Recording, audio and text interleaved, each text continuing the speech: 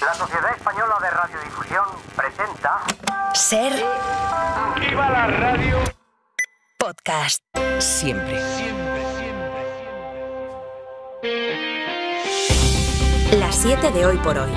Ser Podcast. Hola, muy buenos días. El primer ministro de Eslovaquia, Robert Fico, ya está fuera de peligro, aunque sigue en estado grave, después de que un hombre de 71 años le disparara a plena luz del día en la calle y rodeado de escoltas. Un intento de magnicidio en plena Unión Europea. Fortunately, as far as I know, the operation went well, and I guess that at the end he will survive. El viceprimer ministro de Eslovaquia confirmó anoche a la BBC que Fico había sobrevivido a una larga cirugía. Durante toda la tarde su vida corrió peligro, pero a esta hora el pronóstico es más favorable según su equipo de gobierno. En paralelo sigue abierta la investigación policial. José Luis Sastre, hola. Hola, buenos días. Este fue el momento en el que Robert Fico recibió los disparos en el abdomen y en el brazo cuando salió de un Consejo de Ministros y se acercaba a saludar a las personas que estaban en la calle. Fico estaba rodeado por su equipo de seguridad, pero aún así, un escritor de 71 años consiguió apuntar, disparar mirándole a la cara. El atacante ya está detenido. Según el gobierno eslovaco, tuvo motivaciones políticas para intentar matar al primer ministro, cada vez más próximo a Putin y a la extrema derecha, con quien gobierna ahora en Eslovaquia. A la Unión Europea le preocupa el aumento de ataques contra políticos. A pocas semanas de las elecciones europeas, las autoridades comunitarias habían expresado esa inquietud, por ejemplo, ante las agresiones en Alemania. La otra noticia internacional de las últimas horas está en el avance de las tropas rusas en Ucrania. Rusia está ya a las puertas de la segunda ciudad más importante y más poblada de Ucrania, que es Kharkiv. Pero a su vez el ejército ruso está intensificando sus combates en el Donbass y los ataques a objetivos civiles en ciudades como Dnipro. Lo confirmaba anoche el propio Volodymyr Zelensky. Ucrania ha tenido que ampliar los cortes de electricidad a su población por los daños que ha provocado Rusia en las plantas de energía.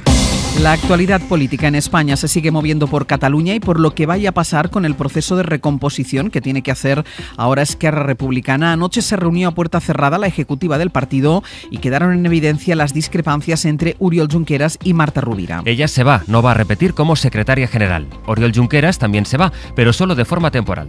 Junqueras espera las elecciones europeas. Después se irá, pero deja la puerta abierta a volver al frente del partido si es que fuera elegido en el Congreso que Esquerra va a celebrar en noviembre. La posición de Junqueras contrasta con la retirada de Pere Aragonès y de la propia Rovira, que cree que lo coherente es marcharse. Radio Barcelona, Sergi López, buen día. Hola, buen día. Oriol Junqueras tuvo que hacer un cambio de guión sobre su intención inicial, que era convocar un congreso el 25 de julio y presentarse a la reelección. Marta Rovira defendió que lo que hay que hacer en Esquerra es un debate de estrategias y no de nombres y llevar a cabo una transición tranquila de la que salgan nuevos liderazgos. Oriol Junqueras acabó aceptando dejar el partido tras las elecciones europeas, pero para valorar si tiene suficientes apoyos para liderarlo, no de forma indefinida. Si considera que sí que tiene apoyos, el 30 de noviembre, que es la fecha que se ha marcado para celebrar el Congreso de Esquerra, Junqueras volverá a presentarse para intentar ser de nuevo el presidente de la formación. En todo caso, de Esquerra va a depender la formación de un gobierno progresista en Cataluña y la pregunta es cómo cambia esto el escenario político. Es la pregunta que de hecho le vamos a hacer a Salvador Illa, que estará a las 9 aquí en Hoy por Hoy en la primera entrevista que concede después de las elecciones del domingo. Y todavía en la agenda política para este jueves, hoy se va a reunir en Bruselas el ministro de Exteriores, Álvarez, con su homólogo británico para avanzar, incluso para poder cerrar un acuerdo político sobre Gibraltar, que implicaría el uso compartido del aeropuerto del Peñón y el control de las aduanas. Tanto España como Bruselas y Londres son optimistas con las negociaciones. Es jueves, es 16 de mayo. Y hay novedades sobre la permisividad que, como les contamos, tuvo el Ayuntamiento de Madrid con la reforma del piso de la pareja de Isabel Díaz Ayuso. Esta semana les adelantamos que el consistorio nunca le notificó a Alberto González Amador que los técnicos de urbanismo habían pedido parar su reforma ni había enviado inspectores a la vivienda. La oposición en el Ayuntamiento quiso indagar más y el Partido Socialista denuncia ahora que el expediente sobre la reforma del piso del novio de Isabel Díaz Ayuso tiene folios que están parcialmente en negro y que el Ayuntamiento tachó además algunos datos del expediente. Giliana Ayala, buenos días. Hola Ángels, muy buenos días. Por eso los socialistas dicen que van a presentar hoy mismo una denuncia ante la Oficina Municipal contra el Fraude y la Corrupción. Radio Madrid, Adrián Prado. Un conjunto de fotocopias sin numerar, con nombres, direcciones y otros datos ocultos, con folios parcialmente en negro y sin el contenido formal que este tipo de expedientes administrativos suelen tener. Eso es lo que se ha encontrado el PSOE cuando ha pedido revisar la documentación sobre las obras en el piso en el que vive la presidenta Ayuso.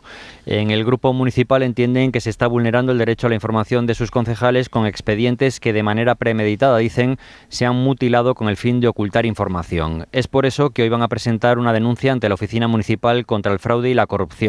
Alegan que el equipo de gobierno se está saltando varias normas en las que se regula el acceso a la información, por ejemplo, la ley reguladora de las bases de régimen local o el propio reglamento del Pleno del Ayuntamiento de Madrid. En esa denuncia piden que la oficina constate este comportamiento que definen como fraudulento y corrupto y, en tal caso, que se ponga en conocimiento de la Fiscalía. El Ministerio de Igualdad ha pedido al Ayuntamiento de Almería, donde gobierna el Partido Popular, que retire los carteles de una polémica campaña contra las agresiones sexuales a menores. En el cartel se ve la foto de un niño pequeño y esta frase, si dice no, no es sexo, es agresión. El Ministerio cree que este cartel blanquea la pederastia, Mariola Lourido. Es la tercera vez que Igualdad tiene que intervenir en los últimos meses por el uso controvertido que se hace de los fondos del Pacto de Estado contra la violencia de género. Al Ayuntamiento de Almería, gobernado por el PP, le pidió la retirada inmediata de la campaña financiada con esos fondos por considerar que atenta contra la infancia. En los carteles de las marquesinas apareció la foto de un niño con el texto «Si dice no, no es sexo, es agresión», algo inaceptable para la oposición porque con un menor siempre es agresión o violación. El Ayuntamiento de Almería ha retirado esa imagen, ha pedido disculpas, admite que no funcionaron los controles y lo achaca a un error. Sin embargo, mantiene el resto de los carteles de esta campaña contra la violencia sexual, a pesar del cambio de paradigma que proclama la ley del solo sí es sí. A veces una mujer no dice que no porque la paraliza el miedo. 16 mujeres han acusado al reconocido mago e ilusionista David Copperfield por abusar sexualmente de ellas. La mitad de las denunciantes eran menores de edad en el momento en el que se produjeron estos presuntos abusos que ahora denuncian. Ellas tenían entre 15 y 17 años. Enrique García. Las denuncias incluyen tocamientos, comportamientos inadecuados y 3 de ellas denuncian haber sido drogadas antes de haber mantenido relaciones sexuales para las que previamente no habían dado su consentimiento. Las agresiones se habrían producido entre finales de los 80 y 2014. Las víctimas eran mujeres que se habían puesto en contacto con el mago cuando estaban empezando su carrera. La investigación del diario El Guardian incluye un centenar de entrevistas y grabaciones judiciales. Algunas de las entrevistadas se mantienen en el anonimato, otras dan su nombre, como la exmodelo Britney Lewis, que ya en el año 2018 denunció que Copperfield la drogó y abusó de ella cuando la víctima tenía 17 años. El nombre del conocido ilusionista de 67 años, que saltó a la fama a finales de los 80, aparece en los papeles de Epstein, que se hicieron públicos el pasado mes de enero. El mago lo niega todo a través de sus abogados, que en declaraciones al Guardian defienden que las acusaciones sobre su cliente son falsas y que las drogas no forman parte de su mundo. Hay una nueva polémica dentro del gobierno de coalición, esta vez por la llegada hoy a Cartagena de un buque que, según Sumar y también Podemos, supuestamente carga armas para Israel. Sumar ha pedido por escrito al gobierno del que forma parte que dé explicaciones sobre la llegada de este buque a Cartagena y además dice que va a pedir a la Fiscalía que investigue el contenido del carguero. Aunque el ministro de Transportes, el socialista Óscar Puente, asegura que el gobierno ya ha presentado una documentación que demuestra que la carga del buque Borkum se dirige a República Checa, no a Israel. En todo caso, hay una manifestación convocada para protestar por la llegada del carguero. Radio Cartagena, Nazaret Navarro, buenos días.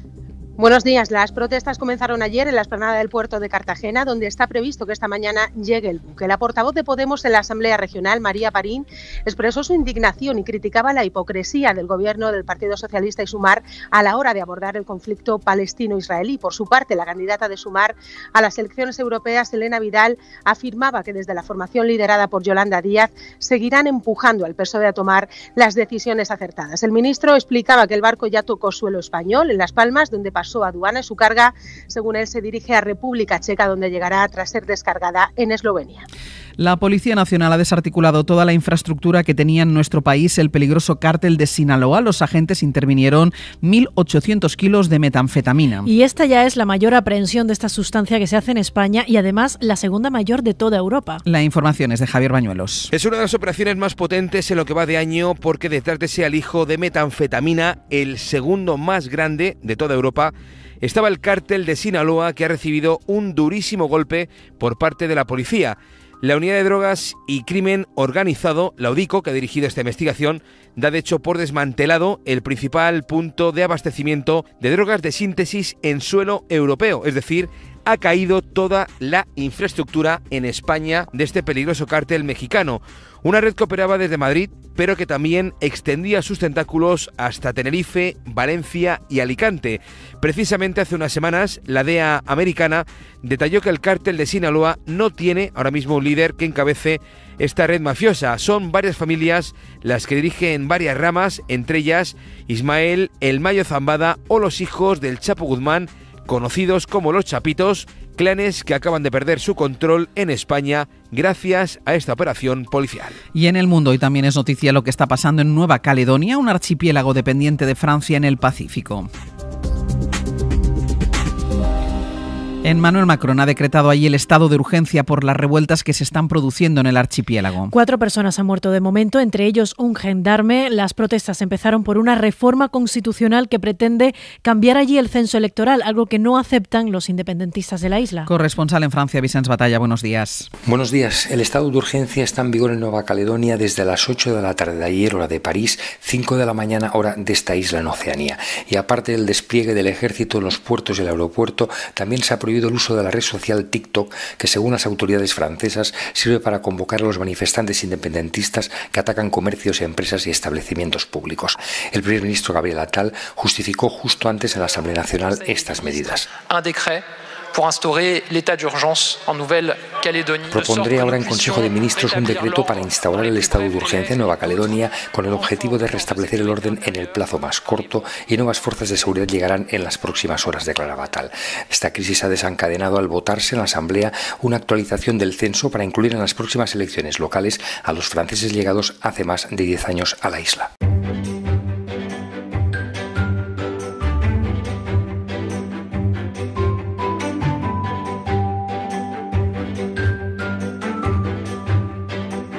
Momento de saludar a nuestros compañeros de la red de emisora de la SER para comentar algunas noticias locales. Hoy en Radio Santander, Fermín Mier, buenos días. ¿Qué tal? Buenos días. Y en Toledo, Daniel Rodríguez, buenos días. ¿Qué tal? Buenos días. Voy a empezar contigo, Fermín, porque Cantabria empieza a aplicar una reducción de visitas a sus cuevas para prevenir que las pinturas sufran daños. Sí, en 3 de las 10 cuevas Patrimonio de la Humanidad que tenemos aquí son las del Castillo, Las Monedas y Cobalanas. Y en algunas hay arte más antiguo incluso que en Altamira. ¿Por qué se hace? Porque se está comprobando cómo suben la temperatura y el CO2 en el interior, lo que, unido a la alta humedad, puede poner en peligro las pinturas. Es una medida preventiva que se toma antes de que haya que alarmarse, según explica Roberto Ontañón, que es el director de las cuevas prehistóricas de Cantabria. Lo que queremos es prevenir el deterioro, ¿no? O sea, nuestro trabajo es observar, es analizar, es estudiar y poner los medios para que el daño no aparezca. La reducción será gradual pero importante, porque después del verano algunas de estas cuevas tendrán un número de visitas máximo que será un 70% más bajo que ahora. Y un cuento para aliviar y reducir la ansiedad y el estrés de los niños y niñas que tienen que ser operados en el Hospital Universitario de Guadalajara, Dani. Sí, la autora es una anestesista del propio hospital, Lourdes Muñoz, con la ayuda de 2 jóvenes diseñadores, Mauro Serrano y Rebeca García. El cuento se titula Un paseo por el espacio, donde simpáticos personajes espaciales cuentan de forma divertida cómo es el proceso de preparación para una cirugía y el momento en el que son dormidos. El objetivo es hacer más agradable la experiencia de una operación a los niños e incluso reducir los síntomas que sufren por el estrés que genera pasar por el quirófano. Lo explica la propia autora. Taquicardias, más náuseas, los niños se ponen muy nerviosos, les duele la tripa y pueden dar más náuseas, incluso delirios, aumenta mucho el dolor, es muy difícil manejarlos pues para hacerles a la preparación. Todo esto se reduce al venir tranquilos. Fijaros que para facilitar este trance también se ameniza el recorrido hasta el quirófano, pudiendo desplazarse en un coche de juguete. Un cochecito como si fuera una ambulancia de la Cruz Roja, se pueden ir allí, van con padres también hasta el quirófano. Una noticia de esas que gusta contar. Pues sí, la verdad es que sí, buena iniciativa. Y ayer contábamos una historia parecida en Benidorm, pero es que en Cantabria, Fermín, subís la apuesta, eso de 2 huevos duros, porque los bomberos han tenido que desencallar de la orilla de la playa de Ollambre un coche, pero es que sus ocupantes estaban en un chiringuito. Tal cual, y fíjate que al principio nosotros mismos dijimos, no puede ser, es imposible que eso ocurra. Pues vino el jefe de bomberos. Ocurre. Eso es. Vino el jefe de bomberos y lo confirmó. Juan Manuel Sánchez se llama. Tuvimos que buscarles porque estaban en la terraza. Parece que estaban en la terraza del bar y bueno... Estaban en la terraza del bar. Ángel, esa playa, la de Villambre, es una de las más grandes de Cantabria, de las que hay que andar y andar y andar para llegar al agua. ¿Cómo llegó allí el coche? Estaban, parece, haciendo trompos en la arena. Ah, vale, pero se lo dejaron abandonado, claro. Llegó un momento en el que el coche ya no podía salir de donde estaban. Y ahí sí, pero se fueron a tomar algo al bar en lugar de desencallarlo. Tranquilamente. Exacto. Fermín, Dani, gracias. Un beso. Adiós. Hasta luego. Y vamos ya con nuestra recomendación cultural para empezar el día, que hoy es doble. Es una película y una obra de teatro, y la propuesta nos la hace Dani de la Fuente.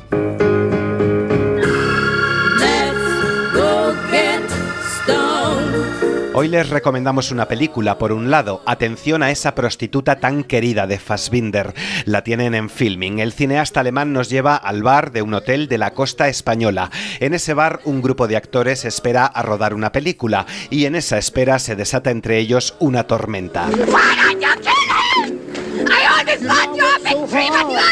El dramaturgo inglés Dan Jemet se ha inspirado en esta película para escribir y dirigir Los gatos mueren como las personas, una obra que estrena hoy con el Centro Dramático Nacional y que bebe de un segundo referente alemán, Cuarteto, del dramaturgo Heiner Müller, una obra en la que una pareja encerrada en un búnker intercambia papeles en un juego sexual enfermizo. Both the film and the play are essentially about power, the will to power. Los gatos mueren como las personas tiene lugar en el bar de un teatro, y en esa espera, advierte Dan, reflexiona sobre la naturaleza y brutalidad del poder, la violencia, el deseo, la manipulación, el aburrimiento y la libertad sexual. Es una interesante mirada a la destrucción generada por las relaciones humanas en contextos de guerra y de posguerra, los de entonces, los de hoy, los de siempre. Hoy por hoy noticias. Ser Podcast.